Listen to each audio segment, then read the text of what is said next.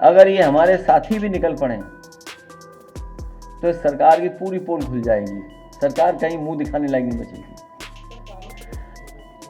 Bharatiya Janata party और उनकी सरकार नफरत को बढ़ाने का काम करेंगे। फर्जी वोट भारतीय जनता पार्टी ने बनवा रखे हैं। कोई बूथ ऐसा भारतीय जनता पार्टी का नहीं है जिसमें फर्जी वोट उन्होंने बनाए हों। उन वोटों पर भी आपत्ति करने का काम हम मिलकर के करेंगे। सोने का भाव 1 लाख रुपए से ऊपर पहुंच गया एक तोला। यह है भारतीय जनता पार्टी का सबका साथ सबका विकास। आप सोचिए, गरीब परिवार में अगर कोई शादी हो तो अपने परिवार की बेटी के लिए एक सामान भी खरीद करके गरीब परिवार का सदस्य नहीं दे सकता। समाजवादी पार्टी का बहुत महत्वपूर्ण संगठन है और संगठन में जो हमारी आपकी बातचीत हुई है, एक दूसरे ने जो सुझाव दिए और कुछ साथी लिख करके भी देके जाएंगे, हम समाजवादी पार्टी के लोग उन तमाम सुझावों को अमल करेंगे। उन सुझावों के लेकर के हम पार्टी के लोग उनको कार्यक्रम भी बनाने का काम करेंगे। मैं धन्यवाद देता हूं अपने संगठन के लोगों का कि जिन्होंने ये संकल्प लिया है कि अपनी वोटर लिस्ट को सुधारने का काम करेंगे। भारतीय जनता पार्टी की साजिश, षड्यंत्र और समय समय पर जो लगातार चुनाव में धांधली करते हैं, उस धांधली को रोकने के लिए, अपनी वोटर लिस्ट को ठीक करने के लिए हम लोग गांव में, गली में, मोहल्लों में जाकर के अपने साथियों के जिनके वोट छूट गए हैं उनके बनवाएंगे। और जो फर्जी वोट भारतीय जनता पार्टी ने बनवा रखे हैं, कोई बूथ ऐसा भारतीय जनता पार्टी का नहीं है जिसमें फर्जी वोट उन्होंने बनाए हों। उन वोटों पर भी आपत्ति करने का काम हम मिलकर के करेंगे। सोने का भाव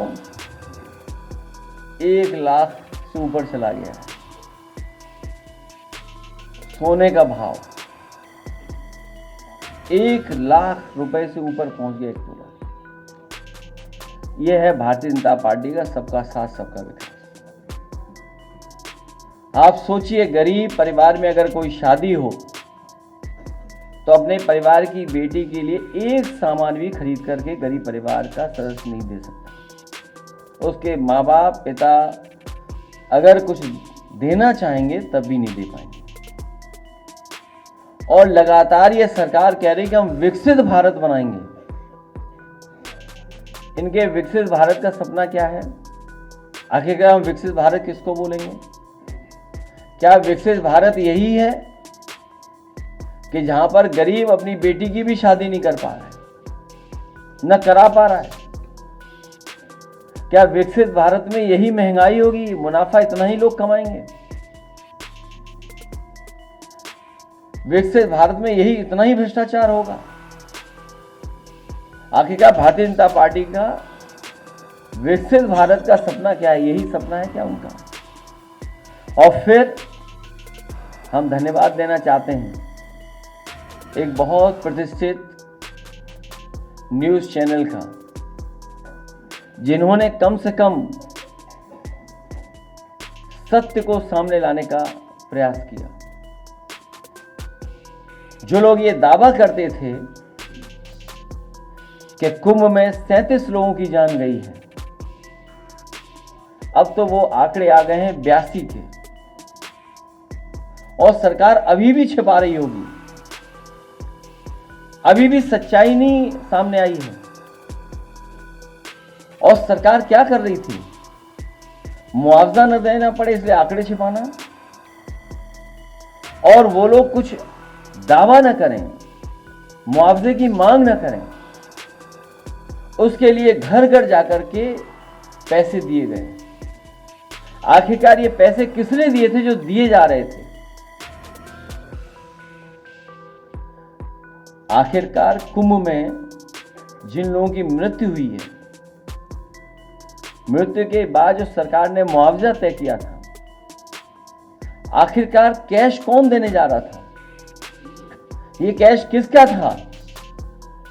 और अगर वो नहीं दे पाए वहां पहुंच करके उस परिवार में, तो आखिरकार वो नकदी वापस किसको मिल गई? जो लोग ऐसे पवित्र काम में झूठ बोल सकते हैं, वो किसी भी आंकड़े में झूठ बोल सकते हैं। इसलिए जहां हमें वोटर लिस्ट के लिए सावधान रहना है, वहीं आने वाले समय में सेंसस भी होने जा रहा है। अब तो तारीख भी आ गई है। हम सब मिलकर के और सब लोगों को मिलकर के उसके लिए भी सावधान रहना पड़ेगा। पता नहीं कौन से आंकड़े सरकार दे दे, क्योंकि भारतीय जनता पार्टी के आंकड़ों पर किसी को भरोसा नहीं है। जो बुनियादी सवाल हैं, किसान की तरक्की, खुशहाली, उसकी आय दोगुनी होना, हर फसल की कीमत मिल जाना, किसान की जरूरत की चीजों को सस्ता उपलब्ध कराना, समय पर उपलब्ध कराना, सरकार का कोई ध्यान नहीं उस तरफ। बड़े पैमाने पर बेरोजगारी है, बड़े पैमाने पर। इन्होंने रोजगार और नौकरी के सर्टिफिकेट नहीं दिए हैं। सच्चाई यह है कि 8 साल के लखनऊ और दिल्ली के काम करने के तरीके ने, आर्थिक नीतियों ने बड़े पैमाने पर बेरोजगार बनाने का काम किया है। पढ़े लिखे नौजवानों को बेरोजगार बना दिया। सही तरीके से काम होता तो करोड़ों लोगों को नौकरी मिल जाती। और अपना ही घोषणा पत्र अगर ये बार बार पढ़ते तो लाखों का आंकड़ा नहीं देना पड़ता, करोड़ों का आंकड़ा देते ही। इसलिए भारतीय जनता पार्टी की हर बात झूठी है। मैं सभी अल्पसंख्यक सभा के सदस्यों का, राष्ट्रीय अध्यक्ष जी का, प्रदेश अध्यक्ष जी का, उनके साथ है उस संगठन के लोगों का और उनके साथ जितने भी संगठन में लोग काम कर रहे हैं, उनका मैं बहुत बहुत धन्यवाद और आभार प्रकट करता हूँ। भारतीय जनता पार्टी और उनकी सरकार नफरत को बढ़ाने का काम करेंगे। जो परंपरागत हमारे मिली जुली संस्कृति का, हमारे जो आपसी मेल के स्थान या मेले, उनको जानबूझ करके रोकना चाहती है। कारोबार हमें जोड़ता है, मेला हमें जोड़ता है। ये कारोबार के खिलाफ लोग हैं, खुशियों के खिलाफ लोग हैं। मेले में क्या है? मिठाई खाने लोग जाते हैं, थोड़ा कारोबार करते हैं गरीब के लोग, झूला झूलते हैं। इन्हें क्या लेना देना झूला झूलने से? कोई मेला ऐसा नहीं होता जहां पर झूला न लगता हो, मिठाई न मेले में हो।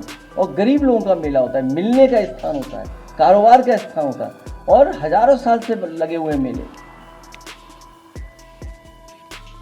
जहां एकता का संदेश जाता है, मिलकर के रहते हैं लोग, जहां पर एक दूसरे के प्रति सम्मान बढ़ता है, एक दूसरे से जुड़ने का मौका मिलता है। उस हर चीज से भारतीय जनता पार्टी के खिलाफ है। इसीलिए मैंने सवाल पूछा कि जो 37 का आंकड़ा बता रहे थे, अब 82 का आंकड़ा हो गया है। अगर हमारे ये सब पत्रकार निकल पड़े, जिस तरीके से उस बड़ी संस्था ने, प्रतिष्ठित संस्था ने रिसर्च करके, समय लगा करके, रिस्क लेकर के ये आंकड़े सामने लाने का काम किया है, अगर ये हमारे साथी भी निकल पड़े तो सरकार की पूरी पोल खुल जाएगी। सरकार कहीं मुंह दिखाने लायक नहीं बचेगी। ये कैश आया कहां से जो दिया जा रहा था? हमारे बहुत सारे साथियों पे जांच हो जाती है, आप पे भी कईयों पे छापा पड़ जाता है। ये कैश आया कहां से? और जिनमें वो कैश वितरित हो पाया है, जहां मान लीजिए वितरित नहीं हो पाया, वो कैश वापस गया किसके हाथ में? नकदी कैश आप दे कैसे सकते हैं? किस नियम के तहत आप नकदी दे रहे हैं? नकदी देने का निर्णय किस नियम के तहत हुआ है? नकदी का वितरण किसके आदेश पर हुआ है? वितरण तो बताइए, भूल जाइए कि वितरण क्या हुआ, चलो किसी को कुछ पहुंचा। आखिर किसके आदेश पर हुआ है? ये कौन है जो नकदी बंटवा रहा है? क्या नकदी बांटने में अनियमितताएं नहीं हुई होंगी? जो वापस आया होगा, जो देने गए वो अपनी जेब में रख लिया होगा। और मृत्यु के कारण भी नहीं बता रहे हैं लोग। आखिर क्यों सरकार कर रही है? इन सवालों से सरकार क्यों बचना चाहती है? एक दो जख्म नहीं, पूरा बदन है छलनी, जख्म बेचारा परेशान है किधर से उठे। अब इन्हीं के शेर जोड़ो, हर विभाग इसी तरह है, हर विभाग ऐसा ही है। किस विभाग के बारे में बात करें बताओ? हर विभाग इसी तरह, हर विभाग ने काम रोका। आप सोचिए, आज बिजली का संकट है, थोड़ा बहुत बारिश हो गई, उसकी वजह से सरकार बच गई, लेकिन सरकार अभी प्राइवेटाइजेशन कर रही है। जो इंफ्रास्ट्रक्चर था जिसको और अच्छा करना चाहिए वो इंफ्रास्ट्रक्चर बर्बाद कर दिया। कहीं ट्रांसफार्मर फूक रहे हैं, कहीं लाइन कट जा रही है, पहुंच नहीं पा रही है। लोगों को कैसे जीवन यापन जी पा रहे थे इन गर्मी में, सोचिए आप। कोई बिजली बनाने का कारखाना नहीं लगाया। और अब सुनने में आ रहा है कि ग्रामीण और शहरी क्षेत्र में महंगी बिजली मिलने वाली है। और कई बार मैंने कहा और फिर कहता हूं मैं आपको, जब तक बिजली सस्ती नहीं होगी तब तक कोई भी उद्योग कारोबार उत्तर प्रदेश में नया नहीं आएगा।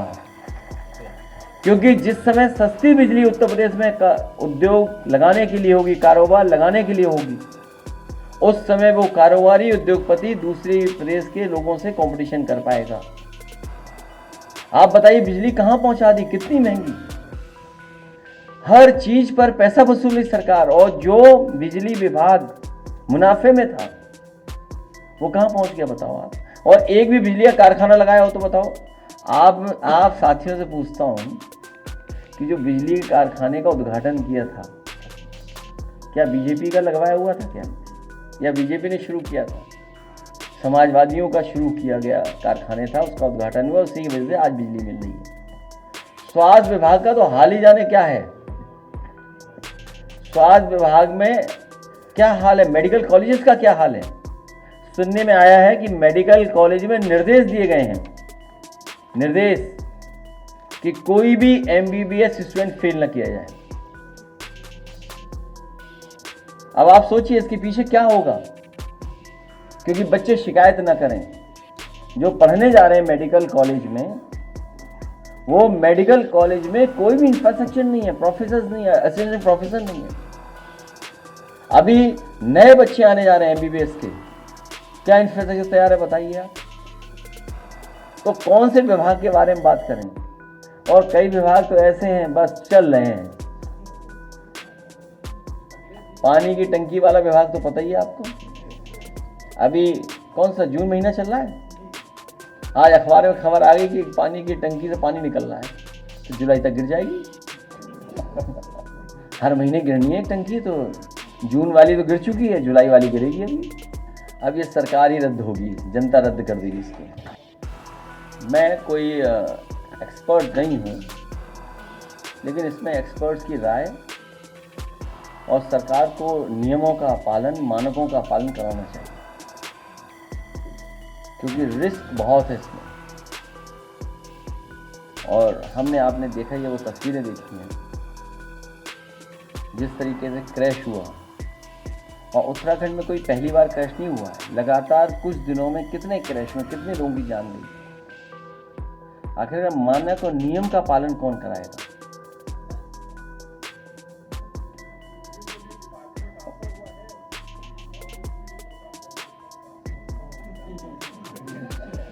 ये कोई नई चीज सरकार में नहीं है। कल कम से कम इतनी बड़ी पुलिस आई थी, ये तो पता लगता है कि लापता अधिकारी कहाँ हैं, उस पर भी चर्चा हो जाती। कोई भी सरकार नियम और नियम के बाहर भर्ती नहीं कर सकती। ये आरोप इसलिए लगाते हैं कि अगर हम लोग संख्या पूछना चाहें कि इतनी भारी संख्या बता रहे हैं आप, इसमें पीढ़ी की गिनती क्या है, पीडीए की हकमारी कौन कर रहा है? इस भर्ती में पीडीए की हकमारी किसने की? पीडीए की आंकड़े बता दे सरकार, कोई सवाल न पूछे। इसलिए ये केवल इनका प्रोपेगेंडा है। भारतीय जनता पार्टी से अच्छा प्रोपेगेंडा कोई नहीं कर सकता। कम से कम ये तो बता देते कि उत्तराखंड में खजाना किसका लूटा गया। एक आईएएस लापता है बंटवारे को लेकर के, और सुना है कि किसी को इस्तीफा देना पड़ा था आपके विभाग के आपके ही विभाग के किसी सलाहकार को, क्या बोलेंगे उसको, क्या हिंदी में क्या बोलेंगे, हाँ एडवाइजर, सलाहकार को इस्तीफा देना पड़ा था। और सोचिए इस्तीफा कब देना पड़ा, जब मुख्यमंत्री कार्यालय के लोग जमीनों का काम कर रहे थे। जमीनों का मामला निकला, जो उनके मालिक थे, पार्टनर कहाँ भागे हुए हैं बताएं आप, क्या नाम है उनका, सोचिए आप। तो ये बातें कौन याद दिलाएगा?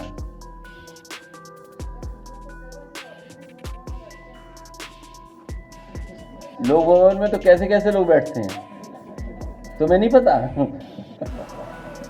जिन पर मुकदमे थे वो तक बैठते हैं। इसीलिए लोक भवन में बैठे हुए लोगों को हटाना है। मैं धन्यवाद देता हूं कि आप तो बोल रहे हो, एक का बोलना ही बहुत है। इनकी सरकार में कहाँ क्या हो रहा है आपको खुद पता है, कैसे क्या हो रहा है। तो मैं उस पर स्टडी कर करके और अपने विधायकों से कहूँगा पूरी जानकारी कर करके, और आप भी ब्रीफ कर देना हमें।